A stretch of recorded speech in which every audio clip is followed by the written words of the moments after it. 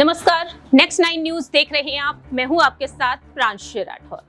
देश के प्रधानमंत्री नरेंद्र मोदी आज बिहार के दौरे पर हैं। देखा गया है कि आज सुबह ही बिहार में वह हाजीपुर सीट पर दांव लगाते हुए देखे जाते हैं। हाजीपुर सीट वो सीट लोक जनशक्ति पार्टी के लिए गढ़ मानी जाती है।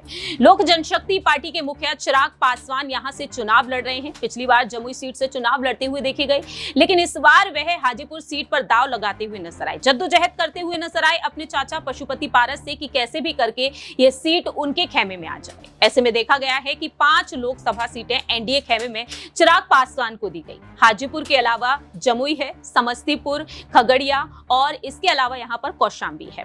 अब ऐसे में सवाल ये बन जाते हैं, क्या चिराग पासवान यहाँ से वाकई में जीत हासिल करते हुए देखे जाएंगे या नहीं, क्योंकि लंबे समय तक इस सीट पर जीत हासिल करते हुए नजर आए लोक जनशक्ति पार्टी को स्थापित करने वाले रामविलास पासवान, जो आज हमारे बीच नहीं है। इस सीट पर उन्होंने जीत हासिल की 2014 तक, और वहीं 2019 में चुनाव लड़ते हैं पशुपति पारस, जीत भी हासिल करके दिखाते हैं।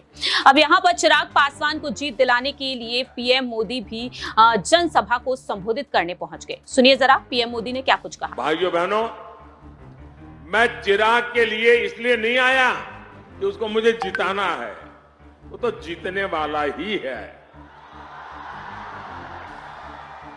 मैं यहां आया हूं रामविलास जी का कर्ज चुकाने के लिए।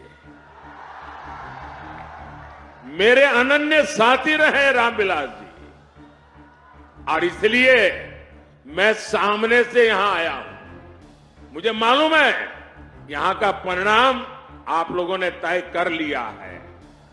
चिराग के प्रति मेरा प्यार इसलिए है, मैं पब्लिकली आमतौर पर बोलता नहीं, लेकिन आज बोल देता हूं।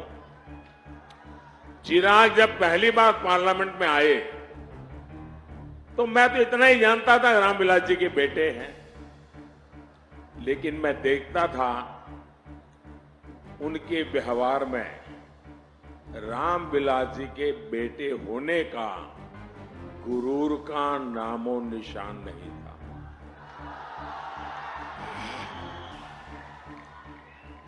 ये बहुत बड़ी बात है, और मैं इसके लिए उनकी माता जी को सारे क्रेडिट देता हूं।